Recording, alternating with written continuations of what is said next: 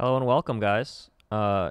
Yesterday we had a podcast. Today we have a podcast. This is tomorrow we have a podcast. Day after we have a podcast. This is interesting. We should just do a podcast on Friday, so we have a podcast every day of the week, I know we need what should we do on Friday? What's our Friday one? like a recovery podcast day, We just especially watch after Dota? Thursday's patch countdown, because that could be like a 9 to 3, I hear 9 to 5, is 9 to is whatever is day. the patch this week going to be the big one? I don't know. Is it going to be when is the? I don't. That's the thing is the Mighty Frog don't came know, out yeah, and he we don't said, know. "No, you're no longer going to get big ones. You're now going to get little aperitifs." No, we're gonna get the. There's one that's the battle pass, right? Obviously, eventually. That's true. One is Which going to one have is it to gonna have be? a little bit of extra loving with the battle pass. I know nothing, but my prediction is that in 2 weeks that'll be. That's what I think. That's what I think. I'm just guessing. Yeah, I don't know. I don't know I had to anything. like look at the calendar of events to see if they're gonna try to like slam it right in the middle. You Because know. it feels like we're gonna have an event every weekend again for like another 4. I remember booking the show priority podcast and we do like 4 straight. Based on our previous history, we're not great at predicting when patches come out, so It's true. we don't know. You guys got it right last week at least, so. So we have a special guest today. Woo. We're doing a standard HotCox interview. It's been a while since we've done one of these. Most of the ones have been pros coming on, and we had Sumail. Yeah, this show's And we going had in an interesting Envy. direction because Yeah. it's if there's juicy drama, like Oh, yeah, we'll talk about it. But Yeah. lately, things have been decent outside of the Facebook thing. There's no roster shuffling or anything like that, so Yeah. we haven't really been able to talk about it. No one has gotten kicked, none of that stuff. So we'll see. Otherwise, but we'll get to do some maybe fun interviews and yeah, well, we can interview Slacks. People asking about Slacks and Artifact, so I'm sure we can get him on. that fiend is actually already brewing up like quite fast. The thirst for what Artifact is. People are Yeah, people under the wanna know. impression now that it's possible that at the PGL event this weekend, maybe They're they'll gonna hint show something. some podcasts. They're like, sorry, some Suns fans there as an analyst, so the only reason that could be All would right, be all right. if he has Artifact. That's not my words. We're That's at the it. theories. We're That's gonna, the theories out we're, there. we're talking to Sheever today. Do we have her on the? Yeah, we're ready. Let's go. Ladies and gentlemen, Sheever. Oh my Hello. goodness. How are you? Hi. How are you Doing doing? good. So it's been a while since we have spoken to you. We thought it was time to catch up. Yeah. And now that you were finally kind of like front and center at this major event, we thought it would be a good time to talk about it. So, how are Sure. you? How are you doing? I'm doing great at the moment. Yeah, doing good. And you say front and center. I wasn't really that active previous event. There was I could have done more. Let's put it mean, that way. ESL sheet. You were doing interviews, right? You did interviews for yourself. Yes, Did you do I was anything else doing. besides that? No, well, I thought I was supposed to work with the content team as well, but the content team was mostly busy with other things that they didn't need me for. So I ended up, and the setup for the post game interviews wasn't ready until day 3 or something. So I ended up not doing that much for the first day. How was have you been to that tournament before? I had not. I mean, it was the first time it was a Dota 2 event Right. in Katowice, I think. It was really cool. I really liked the setup. I really liked the arena style. I think I liked that more than the actual arena style. So yeah, it was a lot of fun. Everybody actually spoke pretty decent English. I was not expecting that, but they did, and it was really cool. The And crowd it was is actually also really cold. crowd's a big highlight right there. They fill up pretty Yes. fast. They do, but I also got to point out that I think that if it was a CS event, it would have been way more crowded. Okay. Why is that? Are they So- because VP is? Because Virtus Pro, Yeah. yeah, But they like Virtus Pro there, even though they're not they do. Polish. They're like a huge because of the brand. Isn't that funny? Yeah, how they that basically works. just follow the brand and like, oh, CS:GO and or Virtus Pro and CS:GO is big, so gotta follow them So in Dota as well. so was this like one of the times you have finally seen all the like talent group in a bit working at a major event? Because it's been a little bit, Yeah, right? I did also do Star Ladder the Uh-huh. 2 weeks before that, which was a bit of a smaller crew for sure. But yeah, it's been a while since I saw a couple of the people there for sure. But she got to do you got to be host more for the event Star Ladder in China. Yeah. Even though it was a smaller event. Stepping away from that and being now just an interviewer, were you kind of just bored now more a bit, or what was it Yeah, like? well, you've hosted events before. You're busy all the time, right? Yeah. So that's, that was kind of the standard. And then you're coming to an event as an interviewer, and I kind of feel like I need to do something, but there was a lot more free time than what I was used to for sure. So it's just like chilling, listening to them. Tell us the back room, green room fiend. How was the food? Did they take good care of you? I don't know. All right, so this is my second ESL event I've worked for. And I don't know about other ESL events, and I don't know how it normally is, but we had I know obviously other events, but we had a talent manager called Jacob, and he is actually hands down the best talent manager that I've ever. Yeah, Jacob. I know him.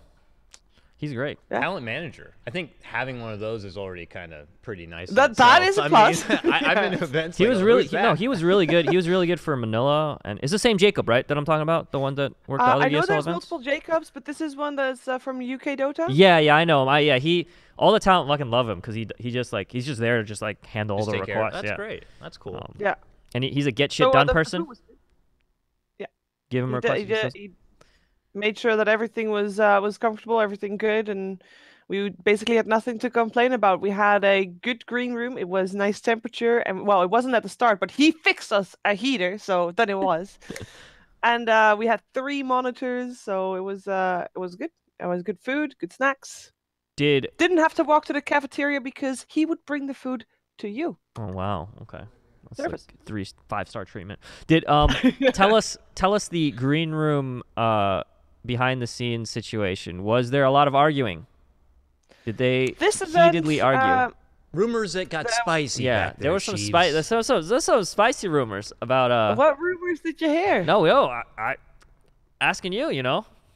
Yeah, but I'm also, I'm not one to call people out. There were a couple of arguments, but all respectful. All respectful, yes, definitely, and I think all were talked out as well.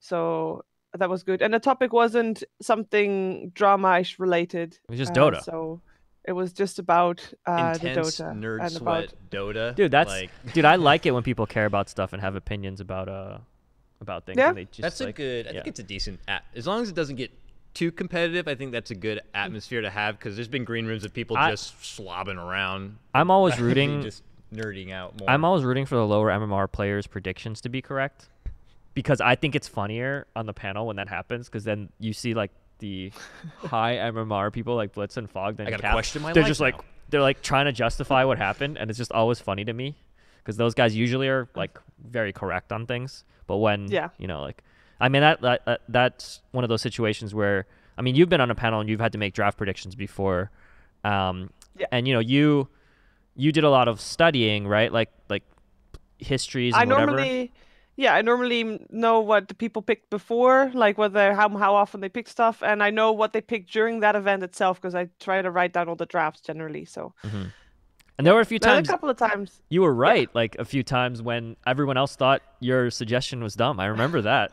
That was always like hilarious to watch. I remember one specific thing, and it was I don't know why that was like ever since then it has not been as bad. But I remember that was the first Epicenter. I was the co-host from to Red Eye, and I was on a panel together with I don't know who it was. I know Cap was one of them, and I don't know what the other one was, but basically Cap and the other guy they banged together against what I suggested, and then the suggestion still got picked, and I think that was like twice in a row, and people were like, I think there were some posts about it, but ever since people have been I think people learned how to panel better, so rather than saying, no, you're wrong, it's not going to happen, they now say, well, that is an interesting suggestion, but this is why maybe this they make it sound nice, and then you're there going, excuse me. Yes. You're secretly going, oh, and then you remember their faces when you're right and they're wrong. And you're like, it was Cap and some guy, but they knew I was right. Because it's not just some random suggestion. You looked at the history of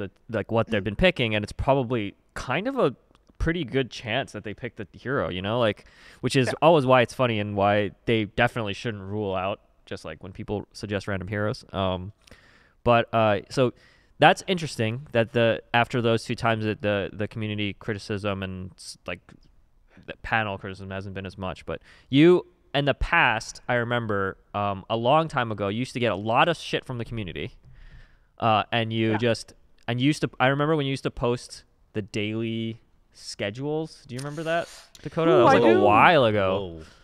That was like I did 5 years that ago. a year and a half, I think, or a year and a couple of months, I think, a year and a few months. It's less every time. And then I did it every single day. It was actually insane. Did you like doing it, or did you like get to a point where you're like, okay, well, I have to do it now because I've done it every day, but I'd like to have someone else do it or do something else. Yeah, I started because at that point both Join Dota and Goes to Gamers, which were basically the only two websites that actually listed games and streams like that, they kind of were lacking. And they were not complete, and sometimes something was on Join Dota but on a Goes to Gamers or vice versa. And I started just putting them up, and then I wanted also to add like a little text about why that match was going to be interesting and where it was going to be casted, like which caster and stuff. And it started out with basically being 1 or 2 games a day max. Yeah, and that's doable. Okay. Yeah, and then it became like crazy. That's awesome. And I remember reading, and Sheever would get a lot of crap, and she would never say anything. And now, like, it's pretty much you don't really get any crap, right? Well, not as much. Well, let me not even close. A Yeah. little bit of a benefit of having cancer because I win every argument at the moment. And and that, I mean, throw your game. I have cancer. No, but like, you were. I mean, even before, like. You had pretty much the community. You won them over. Pretty much. Well, before. I think there's still some people that might not like the way I host or might prefer other hosts, and there's obviously people that still are like, oh, I prefer Red Eye, so I hate everybody else. But that's just people for you. But they're not as vocal as what they used to be, and they're definitely in the minority even more than they were before. So that's good. It's kind of. You never really came out and argued or did anything against people on Reddit because sometimes like a lot of personalities they go in and they're just in the trenches, right? Was there ever one thing someone said though that you had to really punch the pillow for that you didn't do anything? Yeah, you know you didn't, but you're just like go. If I had to though, maybe you made a burner account. I'll get you. Yeah, have you ever made I've thought about making a burner account actually, but you didn't. I didn't, because the most frustrating thing is, because there's going to be criticism and flames, and some things, they always have a hint of truth, or I can see where they're coming from or whatnot. But then there's some things that are just blatantly wrong, and I really dislike that. I heard she doesn't even care about the game anymore. She hasn't played Dota for the last half year. It's like, what? Well, that makes me very frustrated, and that triggers me to want to post. Mm-hmm. But then. Normally I can control myself and just not do it. I never see her post. She never argues. That's like admirable, I think. What do you think? What helps you with that? Like, what is it? Is it like you do something else? Is it Owen? Is it? It's at the moment it's Owen. Okay, yeah, that's good. He definitely encourages me not to reply to anything, which is the other end. I still reply to some things, mostly on Twitter, I guess. But on Reddit, I rarely post anymore. I sometimes post, not very often. But you're watching, Reddit like all of us, in the shadows. I mean, everyone fiends at their own shit. Last weekend, I have to say, I fiended a lot less than some of the other people out there. Last weekend was a little bit over the top for some, where actually, most people knew the names of the top commenters about people that weren't happy with things or something like that. Well, they knew the people's names. Well, it's because of the Facebook stuff, right? A lot of it was. No, this was on Reddit. This is a Reddit username. Well, the talent. Did the talent even really discuss it? Because at Genting, I don't know, you weren't at Genting, but like, was Facebook a big deal this time? Because it was at Genting. In terms of talks amongst talent or whatever, not as much. I guess in Genting that was also the fact that ESL banned out the streamers that streamed it, and that kind of wasn't done. So it was a lot more accepted. We know that it was on Facebook. Obviously, Toby made a tweet about it being on Facebook and about he finding it sad that not a lot of people got to watch the casters that were actually at the event itself. Mm-hmm. But we didn't really talk about it that much. We knew that the average viewer number compared to it being on Twitch would be lower, but that's about it. And you mentioned Owen, so what are we talking about? You haven't really had a thing where you talked about your relationship at all. Sure. But we're talking about this. It's obviously not a secret or anything. It is not a secret. We were actually planning on giving it years. keeping I it know. a secret for 2 years. Uh-huh. And that would be now as well. We actually today we signed a purchase agreement for a house. Oh, so, congrats! What? Thanks. Congratulations. Yeah, because at the moment I'm in my small apartment, and Owen is also my small apartment, and my apartment is very small, so it doesn't really fit very well, and I have too many clothes anyway. So is Owen there right now? Yes. Oh, well, he he's is. in the other room. Yeah, he's playing Dota with Shane. What's up, Owen? I'm sure he's watching. Is he watching? No, he's playing Dota with Shane. He started the game at 7. Oh, okay. He said, Owen's... "I know everything about you, so I don't think I'll watch." Are you guys gonna have like a dedicated stream room or something? We are. Yes. A dual stream? We have one room in the apartment that is not attached to any neighbors, so we'll have both of the stream setups in there with some sound padding and whatnot, and so Owen, when he casts, nobody can hear him. Oh, that's the. When he casts. Oh, he's gonna start. Dude, he's not gonna go to events. He's gonna start casting from home on Twitch, taking everything. Did away. you? I mean, you can. How much did you guys? So when you guys first started dating, it was a closed kind of a secret that they were not dating, but all the talent they like knew, but they didn't know. Not at first. Well, I guess at some point. Okay, hold on. Who was the first person who knew? Greg. And was it accident or did you tell him? No, I think it was Greg. He got a big suspicion when me and Owen asked to be in the same room for Mafia Land, I think, or something like that. Oh, Greg. No. Yeah. Owen asked me when we were doing ESL, when we hired him and Sheever wasn't working the event, if they could be in the same if she could get a pass to do the same like shuttle and hotel and stuff. Oh, okay. And I remember being like, that was after that though. That was after? Okay, so I was That like, sure, yeah, after. that's fine, but like, you know, he's just like wink wink, and I'm like you know, it's obvious. I didn't say anything, but it's just like, I was like, sure, yeah, you know, but it was like not a secret, but like they never admitted it. They were just like, yeah, we're friends, you know, and everyone's like, yeah. I can't remember back then. I don't even think it was much of a thought. No, I just remember a lot of after parties, and somehow we would always end up in like the same car. It was you. Yeah, shuttle with me and Sheever and Owen. Like you third-wheeled it. 2 straight events, That's like big funny. events. Like boom, we ended up all in there hammered, and everyone's just like giggling away in the elevator, and then they're off to their rooms and stuff. Yeah. It's just funny. So you were just like those kids. You were just like, yeah, they're just Those friends. They're kids just are gonna, you know, they're just in the same hotel room, just like talking about stuff. It's a slumber party, you know, just standard, just totally platonic friendship. It's for a adorable. while I we mean, did that cute. because we went to an event that was in Singapore, and they were not wanting to have a separate room for me, so I was rooming with Owen at that point, and that was purely platonic. Oh. So you guys did have a hotel room experience. So you guys were friends first. We were friends first for a long time. Guys, yeah. it happens. It happens. According to you Oh can my that, God, it's it friends happens. first. Once you're a friend, it's not game Friends over. first. Is that what you're saying? Friends first. Whoa. Into a relationship. Like all you have to do is. How many work in sisters Dota. do you have? Is probably the next She has one question by sister. everybody. She has in one chat. sister. Okay. 2 sisters, but Ooh. yeah.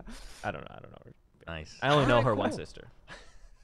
Because I lived in the Netherlands, so Yes.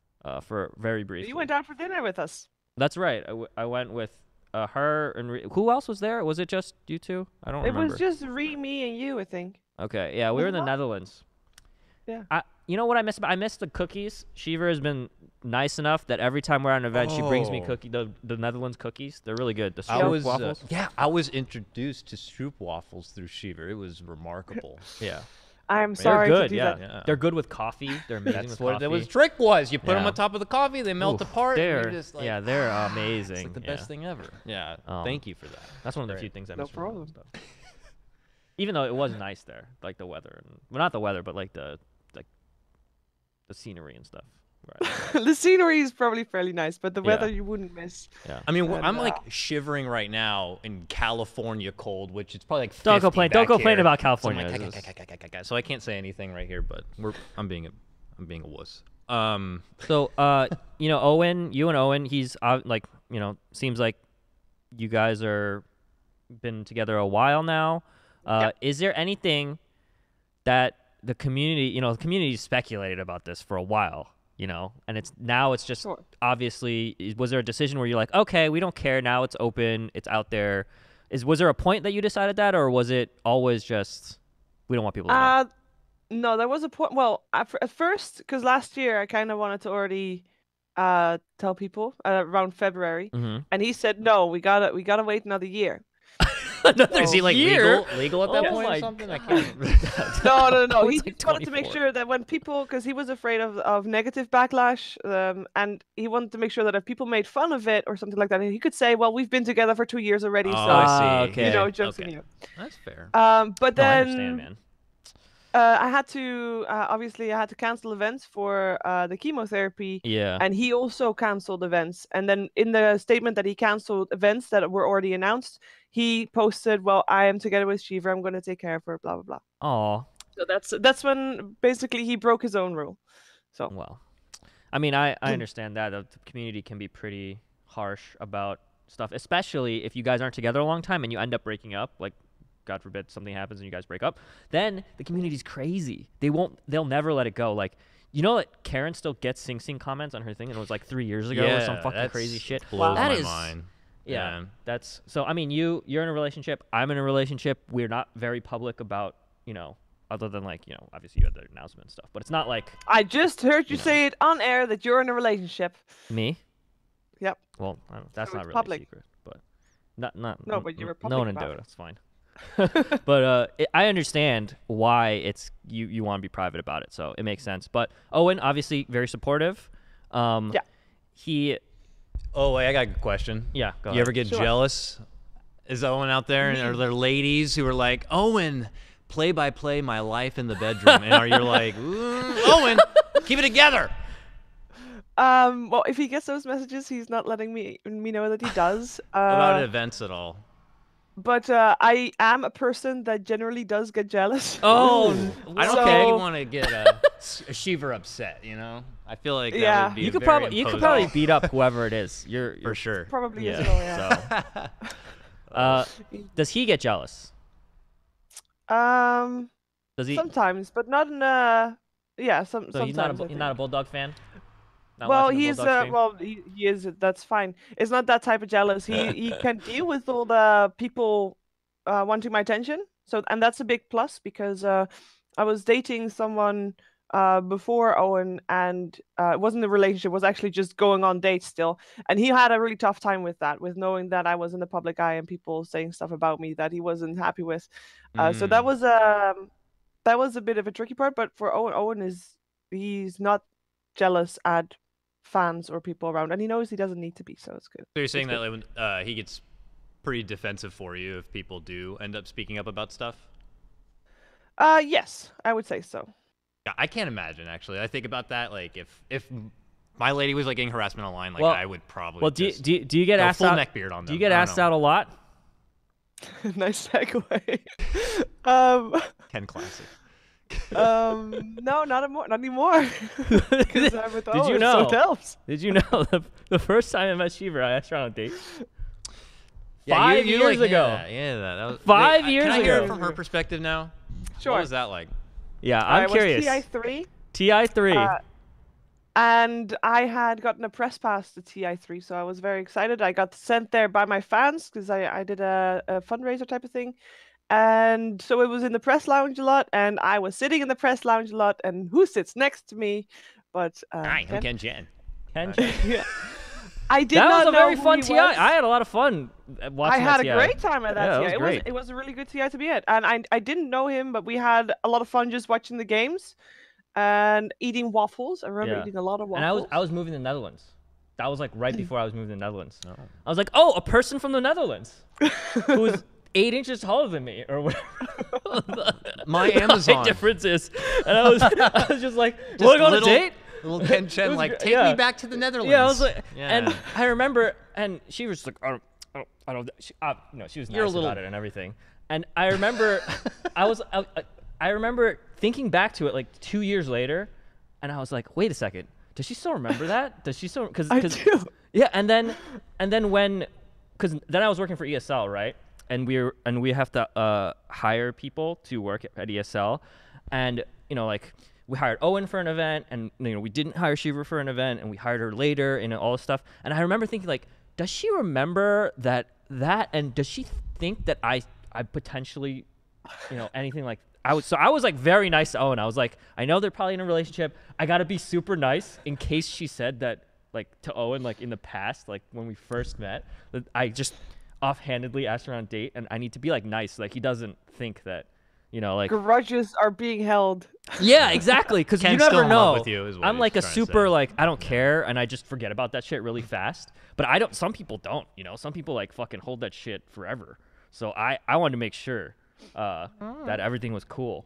Have any other maybe before Owen came into the picture? Yeah, any other notables? I can't be the only one. It's gotta be. You don't have to say names, but players or other talent came up and like, hey, what would you think we go and have a private event together? Definitely.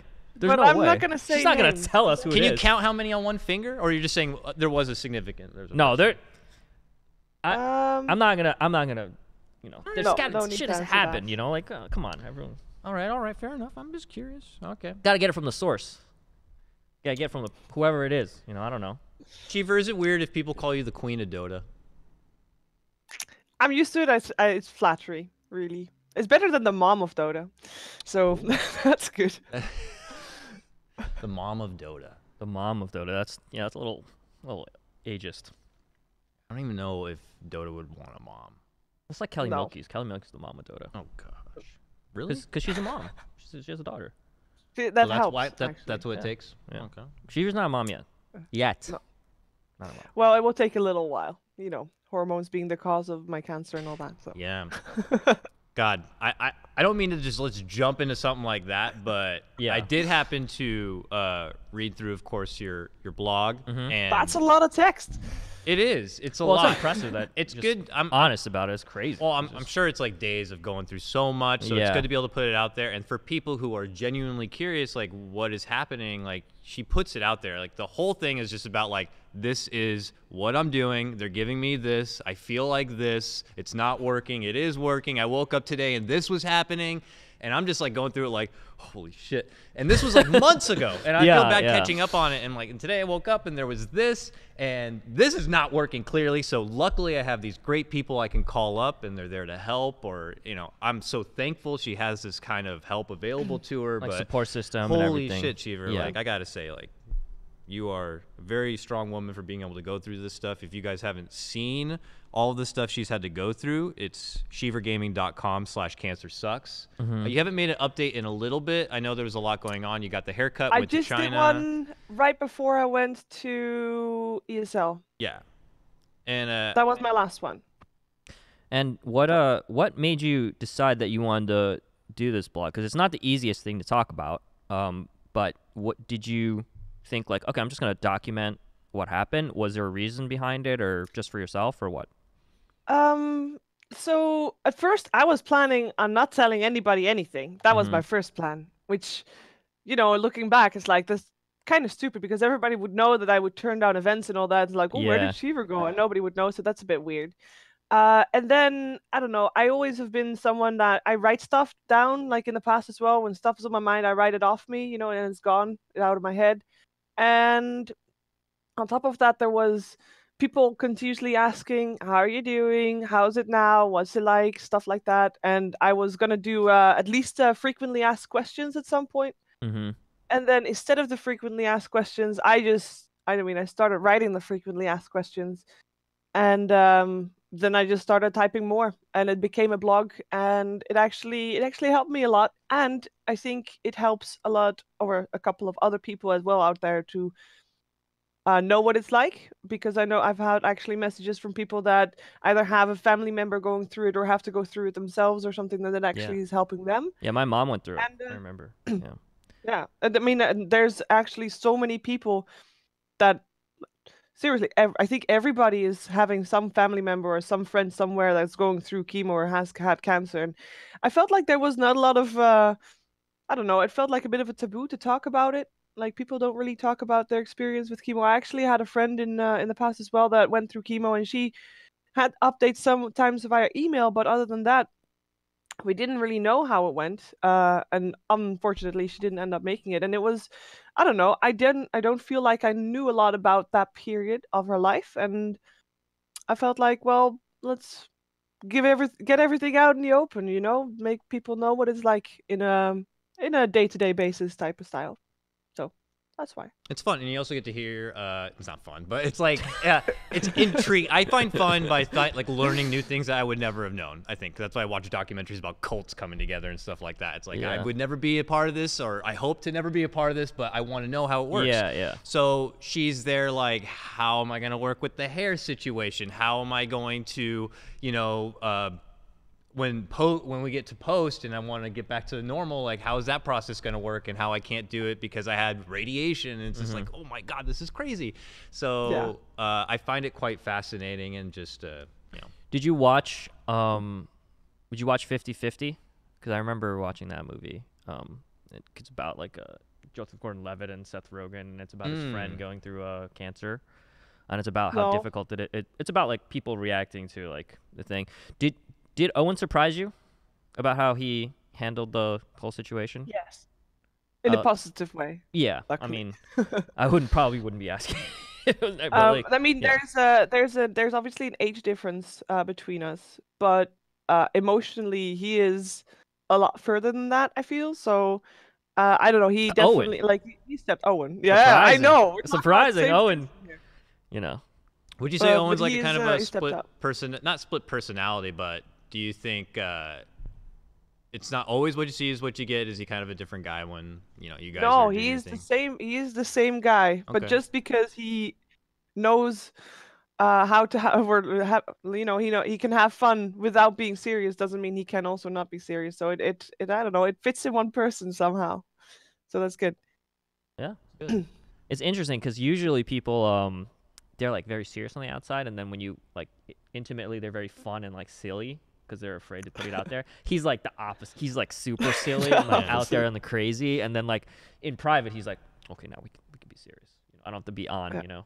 Yeah. Just let me check the finances now. Yeah. Unfortunately, that stuff he still has other people doing. He doesn't do still slob, still can't do anything, but it's fine. Yeah, I mean the dishes, those don't really do themselves. Oh, wait, now I gotta know. When I was sick, he did all the dishes, and now I have to do them again. Now you gotta do them. It's getting better, Gotta do the dishes. I was gonna ask biggest pet peeve of Owen then. Yeah, what's the pet peeve? Give us the dirt. He's not listening. He's over playing Dota. Yeah, he's not listening to the podcast. No, I mean, I'm used to that. That's fine. And I do the same when I'm playing Dota. I have a hard time listening to stuff around me as well, so that doesn't matter that much. It's probably it's probably something with tidiness or dishes or something like that. But I can't really complain because I'm pretty much a slob myself as well. So you're a slob. It's it's pretty bad. Yeah. Yeah, you guys get them made. So well, that might be one of my biggest pet peeves. I want to get a maid, and he rather says, "Well, why hire a maid when we can do it ourselves?" Like, he doesn't help. We can, but we don't. Prove me wrong, buddy. This week is your week. Yeah. You got a chore wheel. Is this week too, if he doesn't want to get a maid. We have like a chore rotation here at the office to clean up stuff. So, yeah, right. Does it work? Yeah, for the most part. People are, zealous about it. So nobody wants to be shunned as a man-child or whatever. So we're good about that. There's a whole like accountability system, but. So while we're going through or still going through everything, what has been like your biggest saving grace outside of Owen? Is it having your Dota 2 laptop on the side? Like, what's helping you get through everything when you have to go through all that stuff? So I got a bottle of water from a fan, or not with water, but just a bottle. This bottle has been with me the whole time. Like, actually, I drink so much water.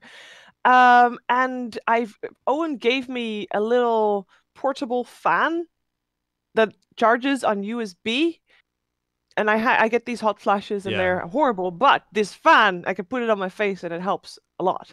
So that's been really awesome. That's about it, I think. Yeah. Okay, this might sound like a trivial question, but I think the audience wants to know. Sure. Has your Dota play changed since?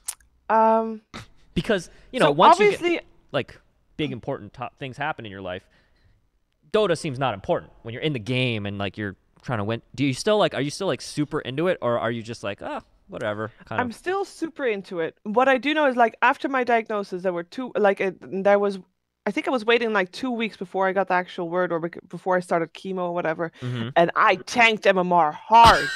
It was so bad. I should have not played ranked during that time. Climb MMR. Is that your advice to people? That's funny. Do not play ranked. Play unranked. There's no sympathy point return for sure. Okay. But no, the Dota was still very good. I still am very into Dota, and I think I make more time for my friends. I like to think that anyway. My friends make more time for me as well. It works both ways because I got a lot. Like obviously everybody steps up, I feel like, in a situation like this, and everybody wants to help and nobody really knows how. But obviously just going out for food or something like that, that seems like a way to at least, connect and connect in more ways than just by reading someone's blog, for example. So I go out for food with friends, but when I play Dota, I'm still as much into the Dota as I was. And I think the fans and my viewers, they are extra supportive or something, and I don't know, it gave me a new boost in streaming once I could stream properly again. What's your advice to people that have friends with cancer or going through chemo? What helps you if you're like a friend trying to like help someone? It's like difficult. You're just like, hey, I'm here for you. But other than that, like what can they do?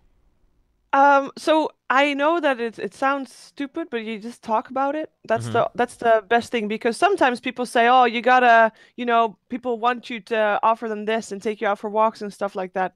But sometimes people say, oh, they don't want anything because, they're busy, getting better or being sick or whatnot. But it's a little bit of both, and it depends on the moment if it is going well or if it's not going well, and if you can or cannot do things. So I would just say make it discussable, talk about it. Don't be afraid to ask how it's going, because I think that's a fear for a lot of people, just asking like, hey, how are you doing? That sounds, maybe you've asked that a couple of weeks ago as well and you already had an answer then, but you're curious about how it is now and you don't want to ask it again because you probably get that question all the time. Maybe I shouldn't ask now, but just ask. That is the biggest thing, because if people don't want to answer, they won't. If they don't want to answer very long wired text, then they won't. And if they do, then they have a way to let out everything they want to say. So it's just ask and talk about it. Like, what can I do for you? Not let me know if I can do something for you, because that doesn't work, but what can I do? Do you want to go for a walk? Do you want to do this? Do you want some space? Stuff like that. Cool. Yeah. What's coming up for you? We don't know your schedule. I can say at least one, because I saw there was a poster made in January with my name on it, and this poster was for GESC Indonesia. GESC. So I'm going. Oh snap! Yeah. Huh. I heard that event might be pretty hype. Yeah. I heard. I'm going GESC too. Are you actually? Yeah. I heard that it was that was a possibility, but I didn't get the confirmation. I believe really so. Cool. Don't ask her out this time. You're not allowed to make fun. That was 5 years ago, okay? Sorry, dude. Come on. Let's relax, okay? Should be a hype time. It will be fun. Yeah. I'm not in front of camera. I'm not going to do interviews on any stuff. We're going to be doing some content for GSC. We might do some fun content. Are you down to do some fun content? You want to do some fun content? Obviously. So you're saying that Dicktown's coming? Some of Dicktown's coming. Some of Dicktown. Okay. GSC. We're going to be trying to do some meme shit. It'll be fun. Should be a lot of fun. I have a question. That's a new chapter for you guys, as a different thing. Doing it like normally you'd only do it for Beyond Summit the Summit rather, and on site, but going somewhere else. It's one of the first ones under like the BTS like official thing, because me and Dan worked on like the Frankfurt Major. We did like the like player profiles for like Envy and RTZ and those. Okay. And we've done like white label events. Yeah, for we've other done games. some stuff that haven't been like, it's not the BTS brand out there, so you don't really see it. Yeah. But this is the first like Dota one, I think. So it'll be interesting. I'm not sure how it's gonna go, but I think we're gonna say some stuff. So should be fun. When will Nightshade Malevolence or whatever be in the game? That is your set for Venomancer in the Steam Workshop right now. Thank you for mentioning what it was. Will that ever be in the game? I doubt it. It was such a long time ago that was made, and I think there was a Venomancer set already a little bit recently that was a little bit like it. So I don't think it's gonna get in the game anymore. I think at some point there was the plan of putting it like with a chest with other casters or personalities that had items made, but I think that whole chest got scrapped because then all of a sudden we didn't work with chests anymore. Yeah. So big changes. Oh, yeah. I have a question. Yeah. Are you still in sorority? I mean, you never really leave a sorority. Okay. What was the hazing? No, ask her what the sorority's name is. Okay, what's the sorority's name, and tell me about the initiation. Okay, the sorority's name is Sin. Damn. And people that are SIN, and people that are a member, like an active member, are called sinners, and people that are old members are saints. So I'm a saint. She's a saint. And that's cool. The hazing, we don't really haze. Well, first of all, I'm a founder, so I didn't actually have to go through any of that. She's number one. Founder of Sin? She's a founder of Sin. Together with 6 other girls. Together I'm the devil. Anyways. That's crazy. But yeah, the sorority still exists. It still continues. It will continue, I hope, for a very, very long time. It's the initiation period. Well, when I started, it was a period of 7 months, because every month was a different theme. Holy crap. And it was like they have like assignments to do that are in relation to the themes. So wait, so is it the 7 deadly sins is the theme? Yes.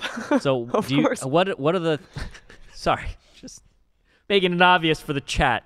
How do you like do a theme on gluttony or something? Is it just a lot of like you make the initiates organize a 7 course meal. Oh, okay. That would be something for gluttony. What about like wrath? I don't know what was with wrath. We had made something up. I can't remember. But you guys still have the mixers? Because I remember. So this is the interview. Yes. I did an interview with her back at TI3. Which, by the way, when I was like trying to look up some Sheever stuff, and you guys have done like 6 interviews together. Of course. It's so funny. She's the only one that always says yes. At the same event, you interviewed her, and then she interviewed you. Dude, at the same event. You got to understand the grind. She knows the grind because she's had to do interviews.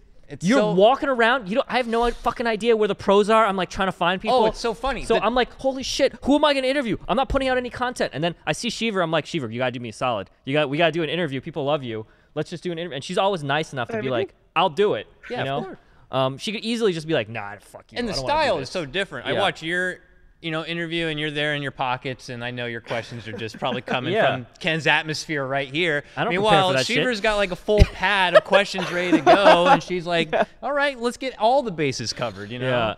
It's cool, though. It's like have both perspectives like that. Anyways, go on with your crazy interview. I was going to ask her if you guys still have the mixers. If you're in the Netherlands and you want to have a party with the Sin sorority, you can join the fraternity that you guys have mixers with, right? Isn't that true?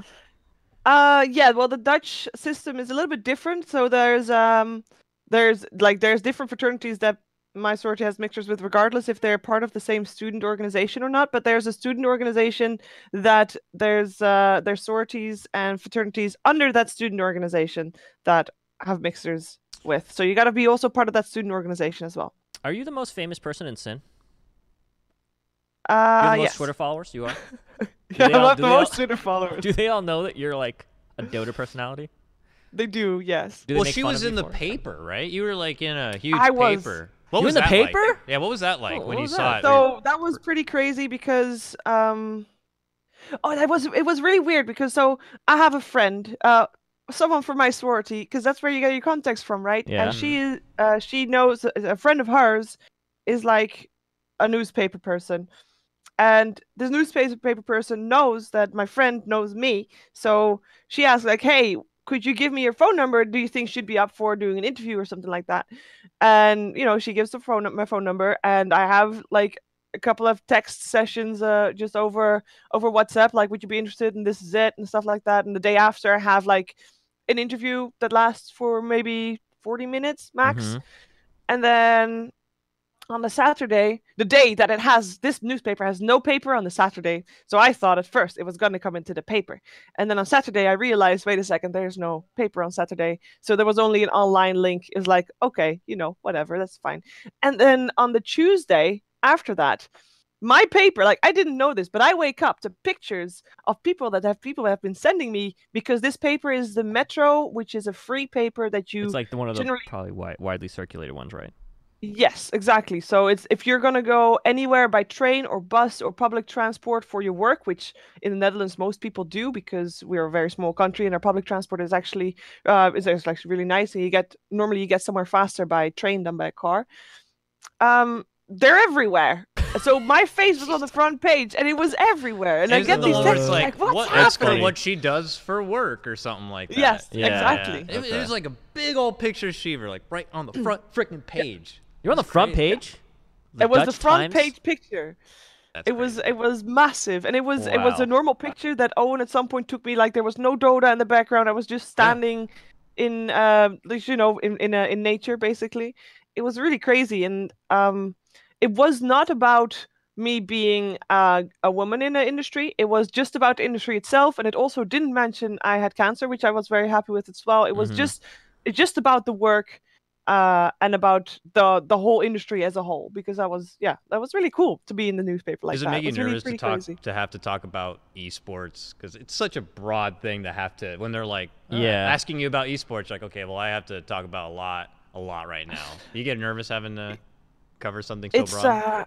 It's very tricky because some people, you're saying you're in esports and they're like, yeah, oh yeah, I played this and this game that was on PC a while ago, and then gaming is actually an entirely different industry. It's esports, so which one are you gonna explain? It's very tricky. And I think there was at some point I did an interview on the radio, and they wanted to know, because I was the expert. They wanted to know about esports at the Olympics, because that was a hot topic at that point. And yeah, they didn't really I don't know. It feels very weird to talk to people that don't really know about what they're talking about, but if they're interviewing you, they have an idea in their mind where they want to go, but that idea is like very narrow-minded. Yeah. So that would be the tricky part, to subtly have your own narrative in an interview like that. You also probably get a lot of questions about being a woman in esports, and that's probably like when I talk to other women in esports, they always complain about getting those questions, and they always say it's super annoying to have to explain constantly that they don't really want. Some of them don't really want to talk about that stuff, and it's just like what do you mean, like all the negativity? They get questions like, "Do you think there should be more women in esports?" And just like, what the how am I supposed to answer that? Like, do you find that the same way? Did you get a lot of people asking those kind of things? Sometimes it depends, because sometimes you get the standard questions, and the standard questions are indeed like, what is it like, and what's it like? When do you think there will be more? Yeah, so it's that's a white buffalo. That's just not that fun to talk about, because people talk about that all the time. But sometimes there's questions like, for example, I actually had a discussion this weekend, because there was in EIM Katowice, there was a CS:GO tournament, women tournament. Yep. Women's CS:GO, and I don't know, we had it up on our third screen, because we had a third screen that at first they were for the secondary Dota games, but then we put PUBG and CS:GO on there. But lost your passion. No, I'm just kidding. Go ahead. My passion. Continue with that. No, but it's like, then you get those discussions. Do you think that female Dota 2 tournaments, should have to have their separate branch and stuff like that? And I actually find it very interesting to talk about that, because there's a lot of people that have the wrong idea when it comes to female Dota 2 tournaments or CS:GO tournaments or whatnot. And it's all tied to being a woman in esports, because for there to be more diversity or women in esports, there first needs to be a broader diversity on the playlist, on the player base as a whole. Yep. And to get that's why a tournament like a CS:GO female tournament or Dota 2 female tournaments, they're really needed, because that's a place where you can grow the competitive nature of women without putting them in an environment where they're going to get shunned first, ask questions later, stuff like that. So that's where I find discussions like that I actually find needed and necessary and interesting to talk about, because, female Dota 2 tournaments or CS:GO tournaments, they're needed, to create that extra player base. But some people only think that it's there for PR reasons and stuff like that, which is, I mean, in a way it is PR, but it's PR for the women playing games. So, but yeah. I think having been at ESL when they launched Any Key and all that kind of stuff, I actually think that most guys that are criticizing it somewhat don't understand that you're not actually taking prize money away from men. They feel like it's an actual increase in the total prize money, because it wouldn't, if the tournament didn't exist, that prize money wouldn't just be added to the men's pot. It's not like they're taking anything away. It's like Intel literally just set aside this budget that wouldn't exist otherwise if they didn't have female initiatives. So I think in that way, it really is. Some people are getting it. I'd rather the female CSGO pros get it than no one get it. Yeah, money's coming into the scene. So I think like that's a fundamental misunderstanding about it. But you know, like I think you know, there's always like that one thread, and then if you scroll down, there's like this graveyard of like negative comments. That's why they're in the graveyard. That's pretty much. Yeah. I wanted to talk a bit more as I have a clip here. You have a clip? Yeah. I think according to Sheever, this is her first esports interview. I just thought this is a great way to make your esports breakout interview, according to her at least. Is it? This is your first? I want to check it out. She's a pro right from the start. All right, what are we watching here? We got Kevin setting it up. Okay. I'm standing here with Motorsports, 1437 and Sing Sing. And hi. So, how are you spending your time in Seattle so far if you're not gaming? Masturbating. Sorry? Masturbating. You know, just hanging around, sleeping mostly. Do you have any So she doesn't even react. Sheever's very. I don't confirm, because I think I saw in another interview you said that was like your first like Ghost of Gamers was sending you out to do interviews, and then there you go. There's your first interview, your first 2 Dota pros right here. Maybe you know of Sing beforehand or whatever, but the best part is that she's so like innocent. She doesn't put the mic on her mouth. She just straight up goes to Sing. She doesn't even go back to ask the question. She just is just. Which, by the way, it's so crazy to see. Like I watched like a bunch of interviews. So your new interviews, like she's an ace. But back then, like, all of us like, so tell me about, you know. This is like, and then he gives you that, and you're like, this is my first serious job, sir. It's like, come on, man. What was your thought at the time when he gave that answer? I was. So first of all, I knew Sing. I played games with him. You know, I'd met him before, or I think I'd met him before, like in that same day. And basically, I know him, and we have a good understanding relationship. This is why he wanted to do the interview with me, because I'm like you said, you're running around thinking, shit, we gotta put out content. That's what I do. Who am I gonna ask? That's me every event, dude. Yeah, they don't tell you part of the job is you gotta be the wrangler too. Usually, they're not like, here's a player, here's a player. No, that's why they hire me. I'm persistent. I'm like, yo, let's do the interview later. Come on, please. You know. Yeah, but no, that was me just asking Sing, you know, do me a solid to do this interview with me. Yeah. And then I asked her, 1437's like, you want to be in it too, please? Yeah, sure. Okay. So, you know, I sat there. This is the first time, and the first answer, you know, because I asked twice what he says, because I didn't know what he, like, it doesn't register. Because in my mind, I'm expecting a certain type of answer, and it's not there. What? You're like, what? And you don't even react to it. You're just like, you just go, like, okay. No, in my head, I'm like, shit, let's hear what 1437 has to say. Oh, it's so good. And he kept doing that the entire event. But I think, you know, not seeming like I don't have any, you know, it doesn't phase me. I think that is one of the things that actually helps me a lot in this job that I have, because it doesn't, even if something completely phases me or I'm super duper nervous, you can't tell. So that's really good. But yeah, that was.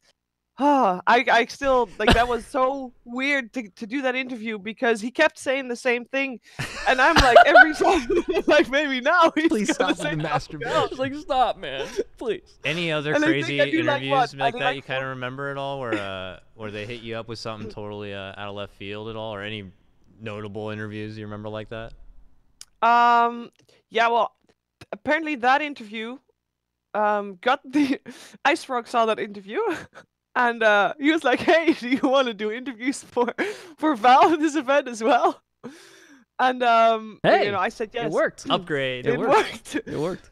And I did some interviews, but I did them all a little bit pre-recorded, because the live interviews were done by at that point it was Sing, DPM, and Purge. Yeah. And I did one with I think I did one live one, and I was with with God, or G, you know.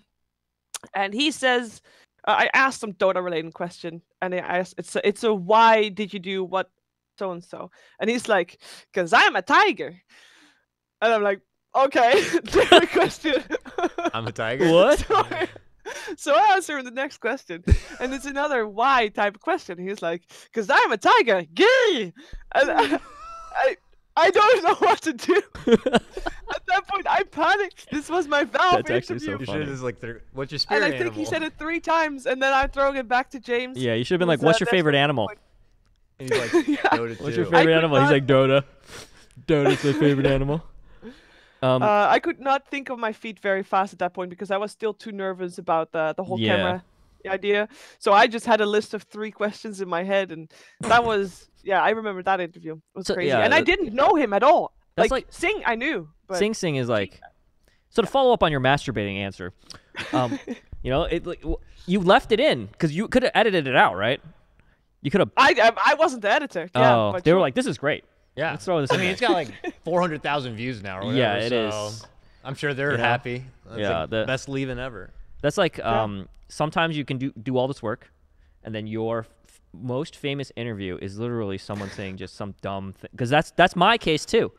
My most famous interview is literally Loco Doco mentioning J-Dong's dick. That's essentially what my most, and it's not even in the game that I'm in. It's in League. Or Stunna has the one where he pushes that guy Yeah, away. he's like totally and it's famous for like, just some that's random their thing. Yeah. That's funny. So wait, Unfortunately. now that we have 3 Dota 2 interviewers here, Yeah. would you guys say that Dota 2 like players are the worst in interviews of any other esport, or who do you think does the worst interviews? Okay, so the worst person that I've ever interviewed, and I say this with a lot of respect and admiration, has to be Scarlet. Oh. Do you know Scarlet from StarCraft 2? Yeah, She's yeah, like, really? she won recently. Why? Because I'm curious. she just give me nothing, and just like watch me, and then I would ask questions, nothing, and it was, oh god, that was brutal. But now, if you watch her interviews, she's like totally like articulate and like, You know who I would great at say that it, about would be a S4. I think like interviewed S4 a couple times during the line. He's just like yeah, it's good. What about you? One of those Who's the worst one for you? The hardest it one, depends rather. on what. Because, for example, Fear is very good in giving interviews, but he's also giving very trained answers, and he won't really step out of the box or something like that. Because he's fine to do to ask interviews, but that's a tricky one, I say. Other than that, someone who's really bad, I don't really. No, I don't think We I've don't say interviewed. bad. I think Not we should bad, say just they're difficult, challenging. Challenging. You really got to work extra to get them to give you the stuff you want. Well, who's your favorite to interview? Well, I've recently enjoying interviewing Arteezy. He talks a lot. Okay. He's talking a lot about Dota as well, which I like, and he can bring it in a good way. But then he's also one of those people that is actually, comfortable speaking in front of cameras and stuff, and in front of a lot of people because he streams, and that helps Yeah. a lot. And I think that that always helps. I don't know who else is really good. Lil was actually always really good. Is still good, but so yeah, that's about it. I was hoping I the think Lil same. and Arteezy. They're getting better. I have a question. Yeah. So your line about earning real money is actually very famous. Did you know at all that when you did that throwaway line, it would become like this fucking meme?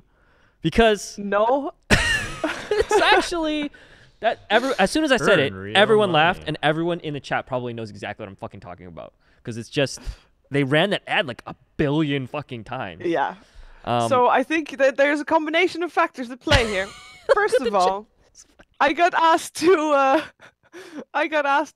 do a couple of lines. So I think I recorded it like 7 to 10 times or something like that, and I sent them all, and they said, send them all. We will pick our best, and I will use that. I don't think they picked the best. First of all, no, that wasn't the best one. that was not the best. Not the one. best take. No.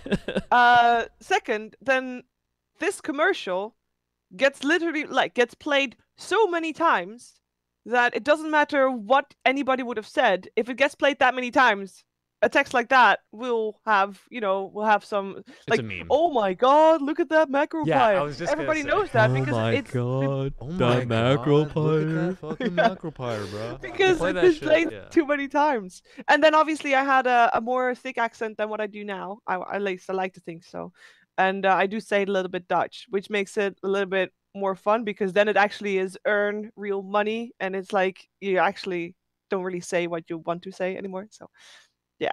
So is that your one, or what about? Do you like the passion foresight one better? Passion, foresight, calculation. Yeah, that's the right. I was like, what's that third word? Why is it foresight and calculation? Calculation. Oh man. What was LDs? He had like a very LDs. LD had one too. Yeah, it was mega. It was a knife round. That's the knife round one. Who is gonna win the knife round? Will win the knife round. God, those Betty ads. Like, God. you haven't made it if you haven't done one of those. Yeah. I think. Yeah, for sure. But they just get played so often. Yeah. So and you don't even, and you're just like, oh my God, my voice sounds awful. I can't believe it's in there. And now they chose that one, and it just played everywhere.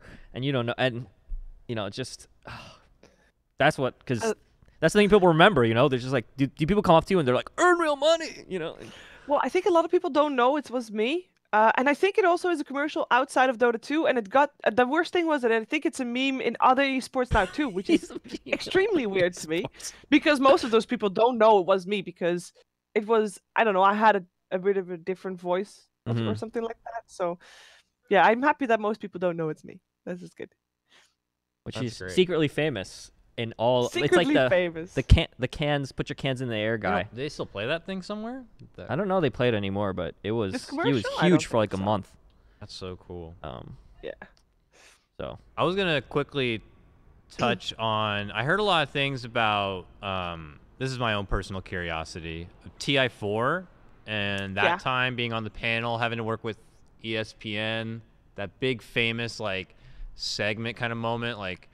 Yeah. You want to talk about that briefly at all? Because I have only heard stuff from like James and stuff, and how like crazy we want to talk about moment. that, and we want to talk about Shanghai. Oh after. yeah. Okay. So those are the last two topics. We don't want to, and then some ones. questions, then some user questions. Yeah, and if you guys we don't want to.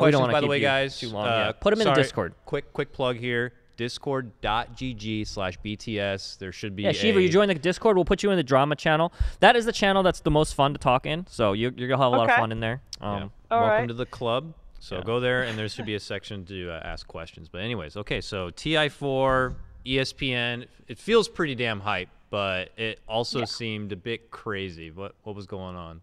So if you're asking specifically about the ESPN spot thing, so TI4 was still, I think, 4 best of 3s a day, which means really long days. And you have one host, that was James.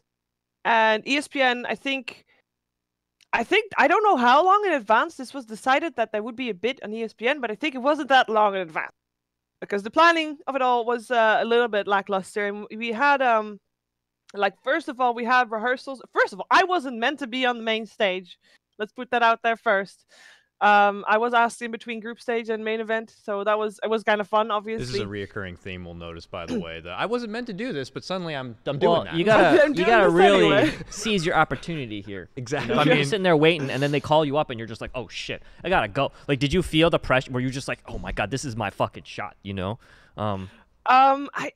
don't recall it as.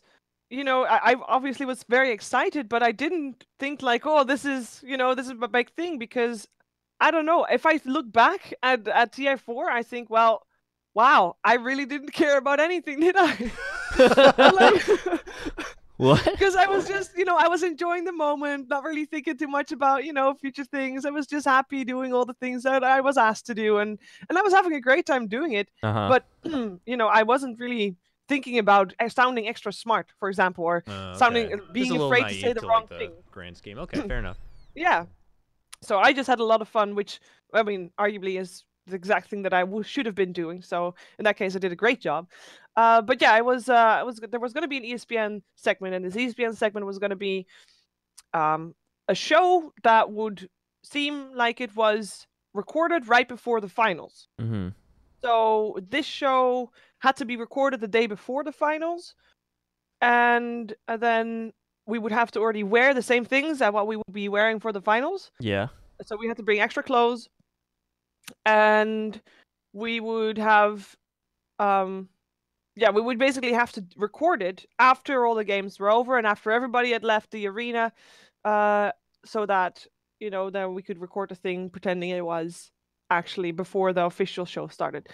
And the rehearsals itself were a bit delayed because at the same time, it's the day before the finals. Things that are rehearsed are the final ceremony with big lights, big sounds and stuff like that. And while all those big lights and sounds were going on, we could not rehearse or record that show because too many lights and flashes that weren't supposed to be there. So we had to wait for everybody to be done for that, and that took a very long time. And at that point, James was the host, and he was that actually is when I learned that as a host you got to be like the leader of the group, not just to the group but also to the outside, and basically take care of your panel members, basically be the team manager, but then as a host.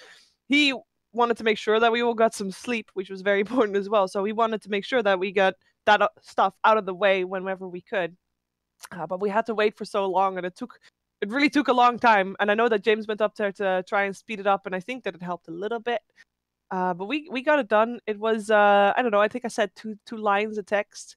It was pretty superficial because obviously it was not supposed to be for people that normally watch Dota. So you waited hours to say 2 lines?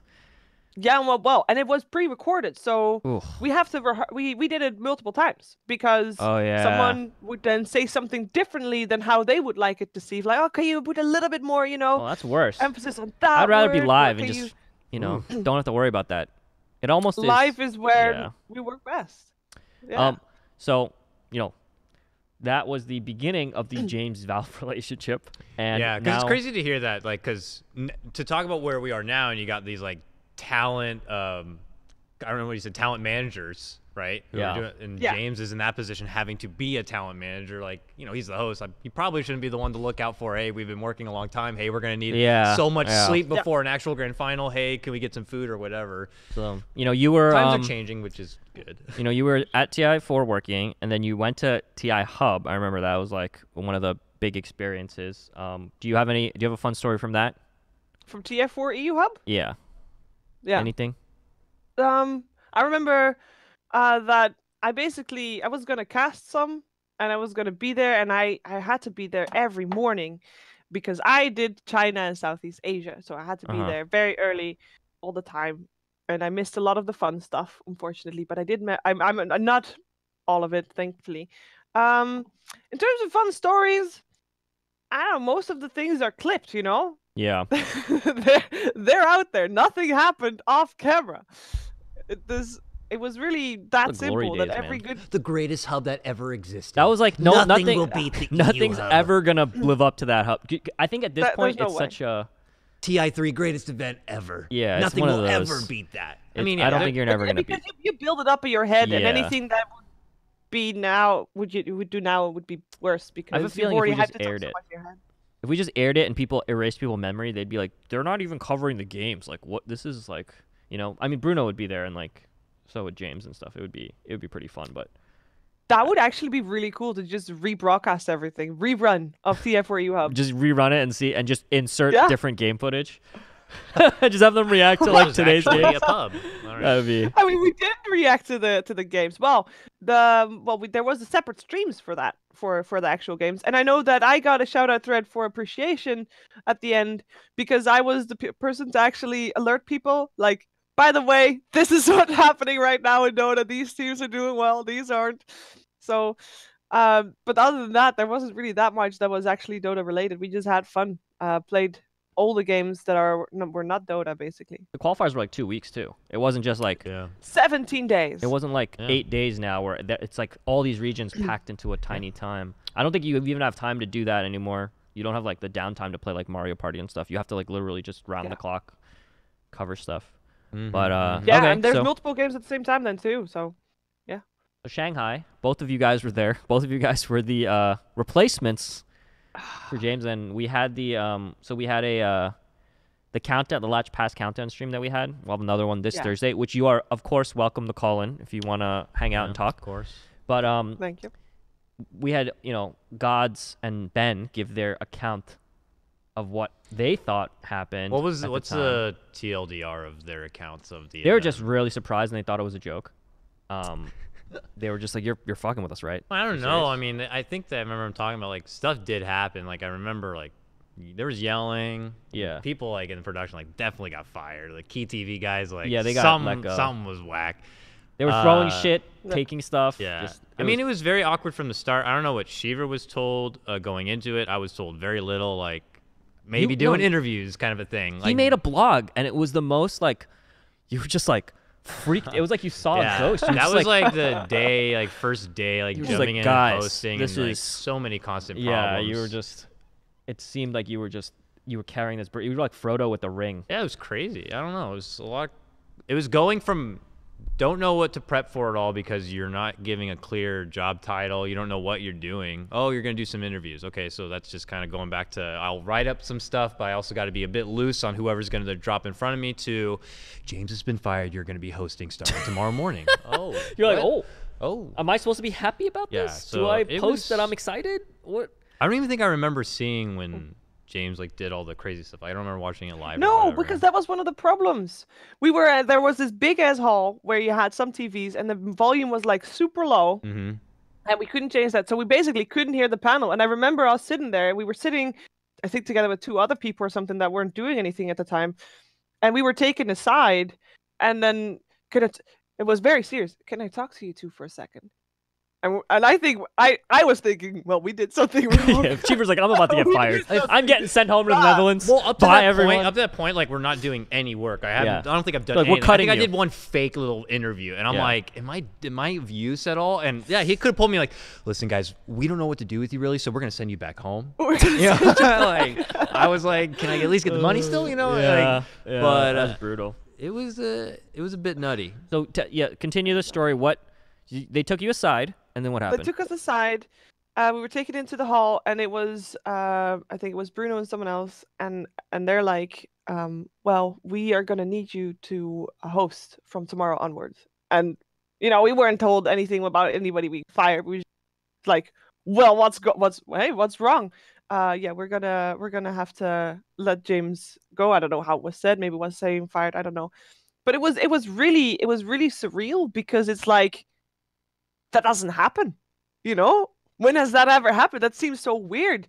And we weren't able to see what went wrong. We obviously knew that there were production issues. That was very obvious.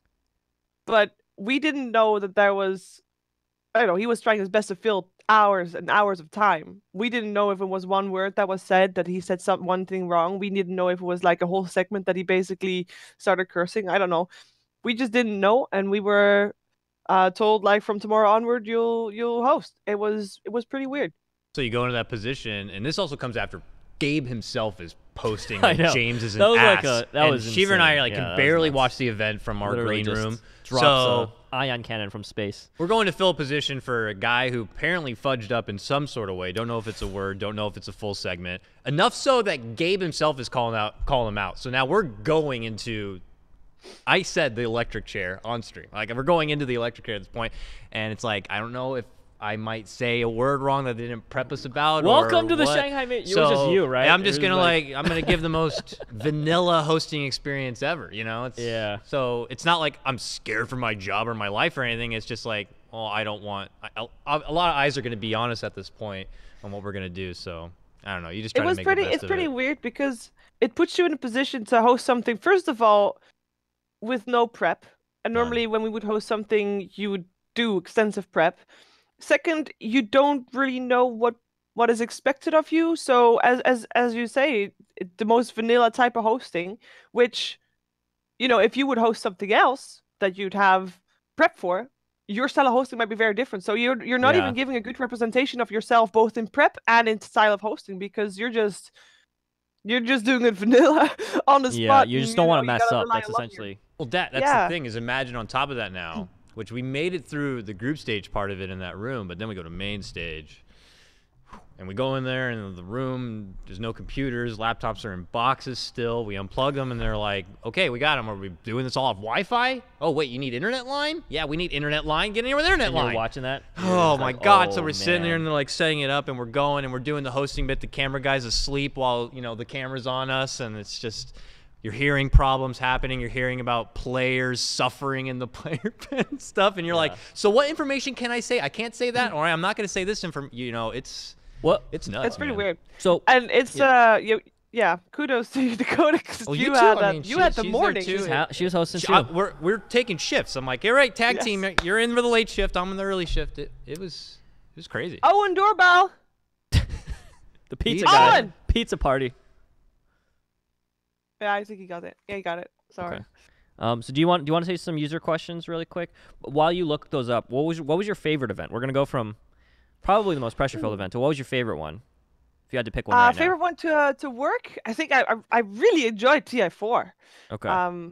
Because it was the first event that I ever hosted anything, which was a lot of fun, and it was a lot of fun also, like especially the group stages where everybody had a lot of free time as well, because they did actually work with host shifts at that point as well, or at least I think so. Although at some point James took over everything again because it wasn't supposed to be host shifts. But yeah, I think TI4 makes it very high on the list. A couple of the earlier star ladders do as well, mostly because the days were just a lot more relaxed than what they were before. Thank you. And it just I don't know, it wasn't that serious yet, I guess. Yeah, I think those were the most fun. And I'm thinking about which come out. And there's been a lot of events. I really liked the Nanyang Championship in Singapore. Wait, the first one? The hotel was really good. The first one with the DJs? The hotel was amazing. Oh, the hotel with the breakfast was immaculate. It's because the hotel, like the exchange rate basically makes it so that a normal hotel rate is putting you at a pretty fucking sick hotel. So we had a sick hotel. Yeah. Do you got some questions? All right, for some we questions. Got a few questions. Yeah. So we might be jumping back topics or whatever. Just a heads up. I'll take the secondary question from our boy. He's curating the questions. He's not going to ask the weird ones. How much difficulty does this is pertaining to your cancer fight here? How much difficulty does your age add to this experience for you? Is it hard to find common ground with your peers, given that most women who have struggled with breast cancer are typically older? Well, first of all, I guess in terms of it's a two-part question, right? Because my peers are my colleagues, I would imagine, and they're all guys. So mine, by the way, misunderstanding, guys can have breast cancer. I know there's a lot of people out there that don't think that that's the case. Yeah. Okay. So that first of all, but yeah, basically, I guess my peers, they don't normally get breast cancer. It's pretty odd. I think the first couple of times I was at an event, I think the TI that I went to TI, obviously, people are aware that something is wrong and they don't really want to mention it because, that's what you do. You kind of ignore it or something. Yeah, until they're ready to talk about it. Yeah. So, well, I guess it wasn't really difficult because of my age. And I think it would be difficult for everybody at the same way. It has nothing to do with age. It's just being a sick person between healthy people with the sickness that is pretty bad for a lot of people. I mean, there's a lot of people also actually having worse diagnoses, and you don't know what's going to happen. It's a very a disease that is not properly treatable, if I can say it like that. Obviously, there's chemotherapy and stuff. That's far from ideal. But it's a weird scenario, but I don't think my age played a part in that. What was the first part of the question? No, I think she answered it. No, I think you got it. You got it. Oh, you got it. I got it. Good. New question from Tigerish. Sorry if I said that wrong. That's her sister. What does Tigerish? I think, right? Oh, what does she miss most from home when working on location? Oh, this is a leading question. This is a baiting question. This is a baiting question. What do you miss from home? And then second part is, what advice would she give women working in a male-dominated field with a glass ceiling? Ooh. First part, I used to miss my cat most, but now he's at my parents', and now I know he doesn't miss me, so he's fine. Oh. I think I miss some hotels. Depends on the hotel. Some hotels I miss my bed.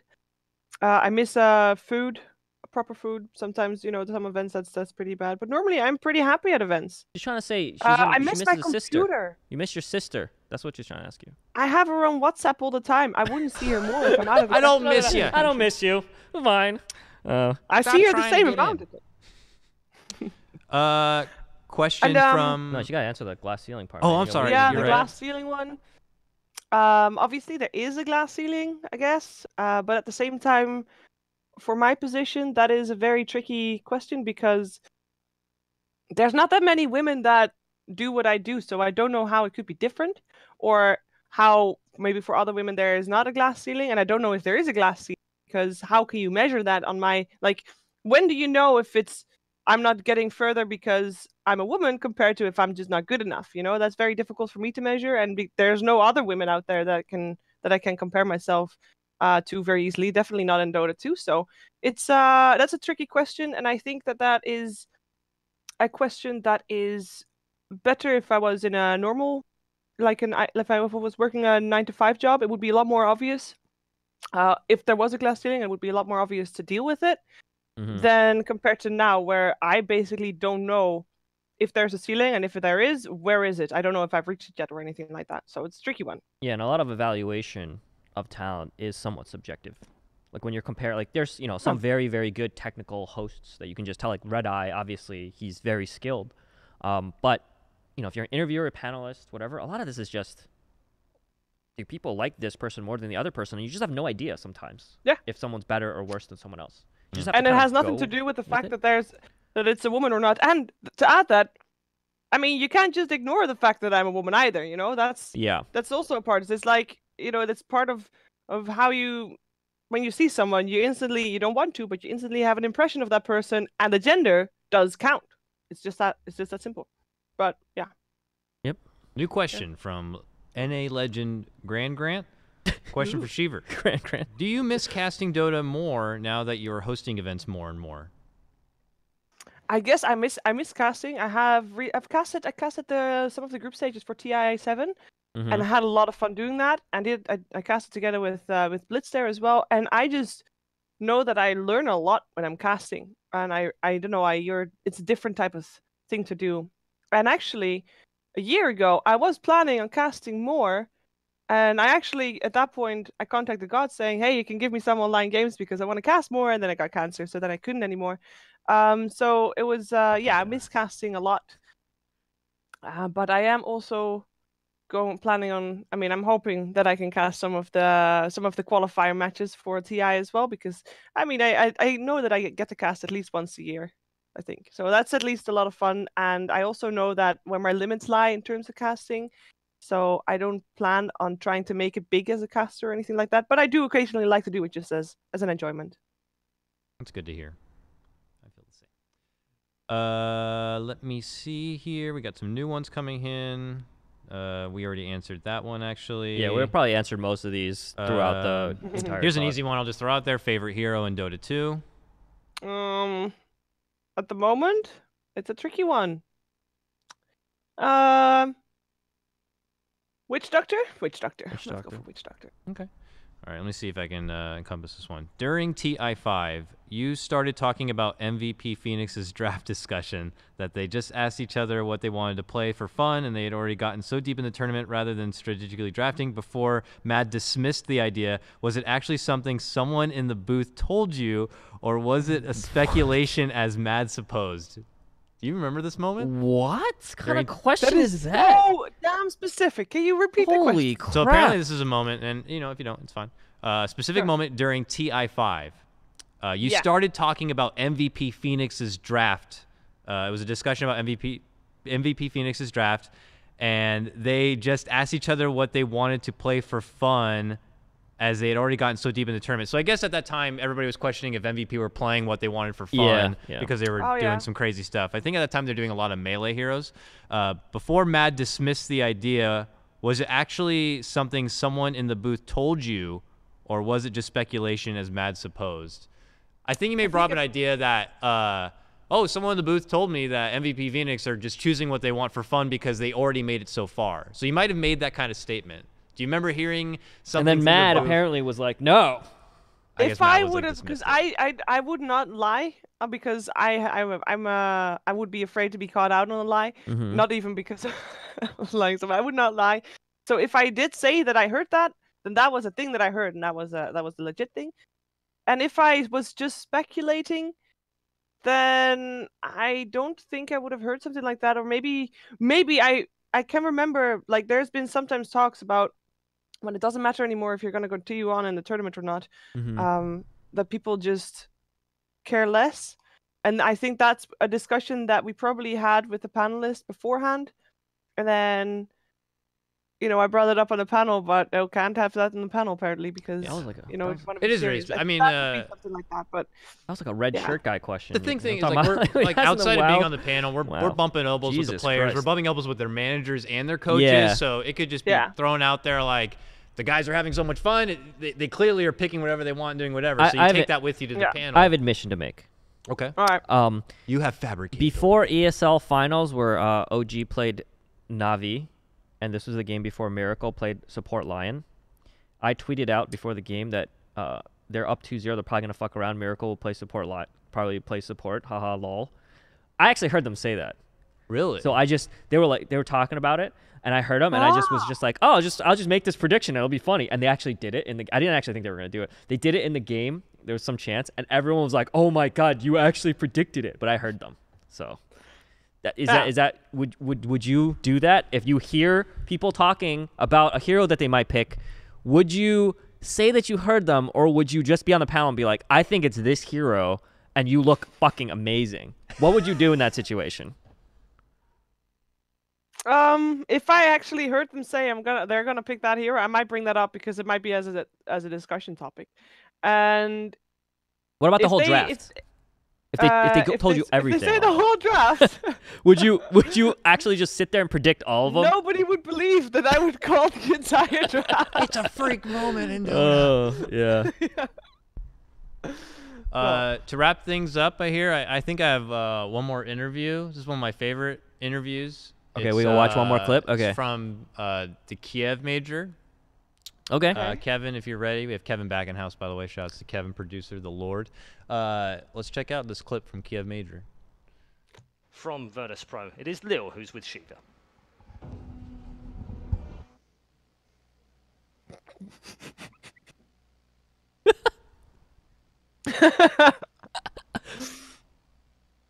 What? Is it? All right, that's it. It's just looping. I found that in my search and I just started laughing so hard. Yeah. You're just looking at the camera. Those are the great moments when you're sitting there and you're just waiting for the in-ear to tell you when to go. Yeah. And sometimes it doesn't come. There's a point where you're told, stand by. And from that point onwards, it can happen at any moment. So you're standing by and you're staring into that camera.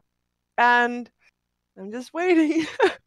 The person next to me, I've told that person also, we're standing by. So I'm staring at the camera. So that person's just standing with me as well. That was a pretty awkward event for me to work. Because obviously I was in distress already for having to find out afterwards that I probably had, I kind of knew that I had cancer. And that event also, my cat got hit by a car and he barely survived.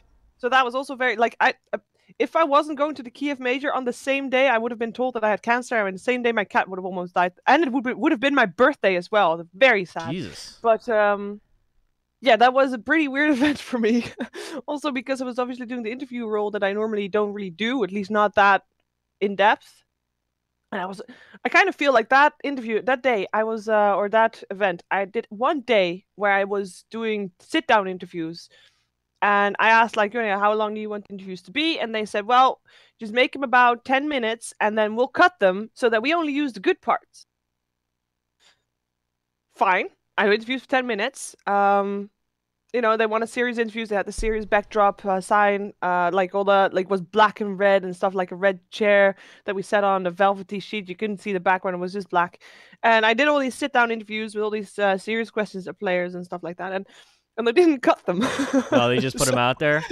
That's the PGL Slacks treatment. They just throw it out there. And then it's just very dry, long interviews that were just not that good. Because, if you cut it to maybe 3-4 minutes, maybe 3 minutes, because you never want a segment to be that long, I think.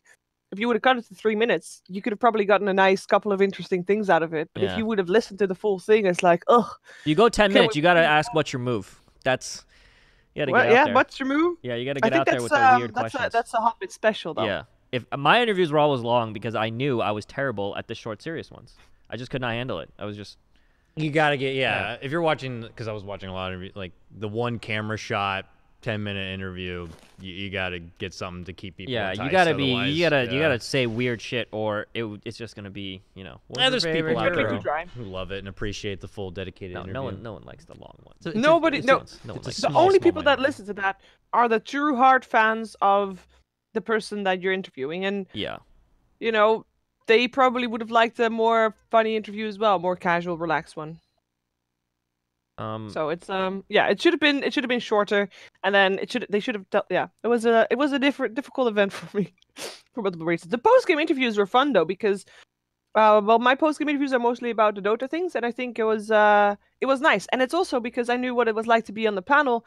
I kind of know what they would be talking about and what kind of answers they can actually continue talking off of. I think that was that helped me a lot as well, and it was fun with the players there as well. It was a bit of a weird event with it being split between Bucharest and Kiev. Obviously resulting into the delay that you saw. A bit awkward. Okay, I think that's good. We got some good questions covered. Sheever, you've been a phenomenal guest. Yeah, thank you. Absolute pleasure having you. Very candid. Thank you for talking about all the stuff we wanted to talk about. No problem. We will catch up. I had fun doing it. Sooner rather than later. Let's not wait. Jakarta. Yeah. We'll talk in South. Any final shout outs or anything you want to plug? Anything like that? Well, we didn't really talk too much about it, but I mean, I don't know how many people watch the show. No offense, but everybody that listens. We're 700 viewers.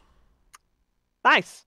I really appreciated all the support that came from the community, and that kind of continued coming. That was, if you're asking about who surprised me, the community actually surprised me a lot in a positive way.